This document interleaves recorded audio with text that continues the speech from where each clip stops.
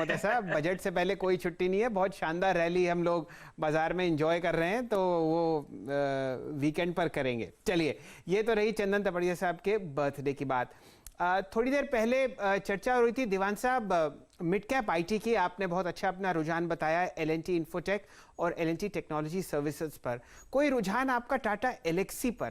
नतीजों के बाद इस स्टॉक में जो तेजी देखी गई है वो देखते ही बनती है। कुछ चीज ऐसी जो हम लोग मिस कर गए हों, या ऐसा कुछ जो बाजार को पता हो और फिलहाल प्राइस में ही है, लोगों को ज्ञान नहीं हो रहा? आईटी में एक एक करके देखिए, जो चाल आ रही है वो ऐसे ऐसे ढूंढ ढूंढ के अच्छे स्टॉक्स में, अच्छे काउंटर्स पे आ रही है। जैसे मैंने आपको कुछ समय पहले ख्याल हो तो हैप्पीएस्ट माइंड्स टेक्नोलॉजी पे एक बात जिक्र किया था कि एक ये कंपनी है जो थोड़ी सी अंडररेटेड है, क्योंकि अभी तक अंडर डिस्कवर्ड रही है, और हमारे जो टेक्निकल एक्सपर्ट्स हैं उनके चार्ट्स पे इसलिए नहीं आता कि इसकी हिस्ट्री बड़ी लंबी नहीं है, तो उस लिहाज से ये छूट जाता है। लेकिन आप देखिए, हमारी जब बातचीत हुई उसके बाद से ऑलरेडी इसमें जो एक मूव आया है, करीब 20-22% का मूव हमने देख लिया है, और अभी भी मुझे लगता है इसके जब नतीजे आएंगे शैल जी, तो ये वापस आपको रीइंफोर्स करेगा, ये चीज दोहराएगा कि ये डिजिटाइजेशन का जो माहौल है जिस टाइप का ग्लोबली, उसमें इसी टाइप के जो कंपनीज और बिजनेसेस हैं उनको सराहा जाएगा, उनको री रेट किया जाएगा। सो उसको देखा जा सकता है। हो सकता है थोड़ा सा महंगा लग रहा हो तो डिप्स पे बाई किया जाए, बट इंपॉर्टेंट ये है कि इन सभी को नजर पे रखिए। जैसे टाटा एलेक्सी कभी कभार कोई हल्के फुल्के दिन नीचे आ गया, मार्केट सारी थोड़ी सी वेट लूज करती है या ऊपर से प्रॉफिट बुकिंग का माहौल बनता है, तो आप इसको ऐड कर सकते हैं। तो अभी थोड़ा सा ये जो है रिस्क रिवॉर्ड के लिहाज से टाटा एलेक्सी महंगा हो गया, बट नीचे के लेवल्स पे इसको ऐड किया जा सकता है। और जैसे मैंने कहा, हैप्पीएस्ट माइंड्स का स्टॉक भी है, वो भी इसी कैटेगरी में शामिल करूंगा। ओके, चलिए इस बीच यूपीएल पे कोई कॉल हम जोड़े हैं, उससे पहले प्रकाश सर एक बजे लुक एट निफ्टी अब वहां से जहां से हमने कार्यक्रम की शुरुआत की थी करीब 100 पॉइंट नीचे आ चुका है, ऑलमोस्ट अगर आप देखें 80 पॉइंट, और अपने उस क्लस्टर पे आ चुका है जहां पे इसने अप्रोक्सीमेटली सेशन का 60% टाइम स्पेंड किया है। प्रकाश सर, कोई शॉर्ट कॉल कैरी करने का मन है आपका? रिलायंस और सिर्फ यूपीएल, दो स्टॉक अच्छा कर रहे हैं, other than this I think Bajaj auto और एक टाइटन।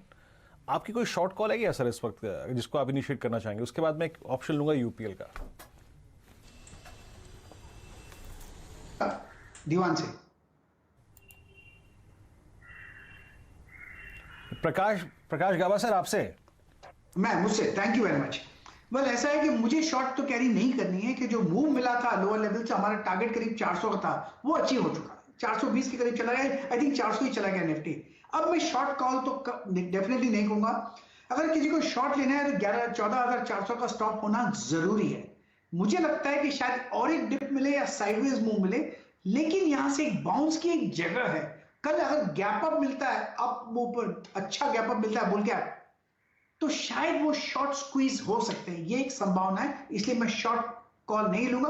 कल इंट्राडे खेलेंगे लेकिन शॉर्ट कॉल नहीं लूंगा। को आती हुई दिख रही है निफ्टी 50 पर। डायरेक्टर साहब, स्क्रीन को दो हिस्सों में बांट दीजिए, एक तरफ रखिए निफ्टी 50 और दूसरी तरफ दिखाइए रिलायंस इंडस्ट्रीज का चार्ट। ये अब दिन के उच्चतम लेवल पर मुझे ट्रेड करता हुआ दिखेगा। यहाँ पर आपको सामने प्राइस है 1995, और अब आपके सामने लगभग 2600 करोड़ रुपए का ट्रांजैक्शन हो चुका है।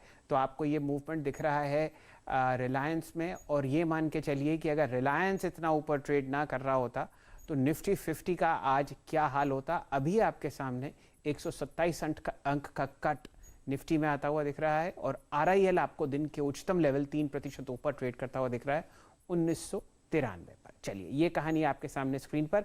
अब लाल निशान में हिंदुस्तान यूनिलीवर आपको सम्मिलित होता हुआ दिखेगा। दिन का लो और हफ्ते का लो आपके सामने 2336 आपको दिखेगा हिंदुस्तान यूनिलीवर पर। MRF पर लाल निशान 85,350, L&T इन्फोटेक 4,662 और डिवीज लैब 3568 के आसपास आपको ट्रेड करता हुआ दिखेगा। चलिए,